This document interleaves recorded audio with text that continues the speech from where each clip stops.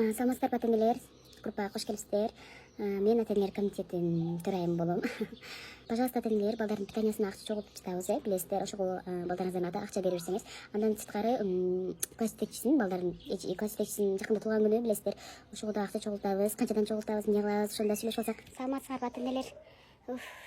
Окуу башталбай атып чогултуу дегендер башталды дагы. Мен билесиңер, многодетныймын. Бул балама беремби, башкага беремби? Мен акчам жок. Питаниясын мен балам сумкасына эле салып берем. Мен эч кандай акча чогултуп бере албайм. Да, девочки, конечно, топтош керек. Балам питаниясына мен сентябрда эле жөнөтүп берген. Эжекесинин туулган күнүнө канча экенин айтсаңар, мен сразу эртеси жөнөтүп берем. Хорошо. Бирок питаниясынын акчасы слишком аз экен, ошого бала тоёбу? Кичине көбүрөөк кылып, жакшыраак питания берсе болмок. Анан эжекесине, конечно, канчадан топтойбуз? 500 сом, 1000 сомдон. Саламатсыздарбы ата-энелер. Неге питанияга биз төлөшүбүз керек? Это государство должно платить. Анан эжекесине 500 сом, 1000 сом деп. Бирөө трехкомнатный квартира берип койгула анда. Тоже мне богатые.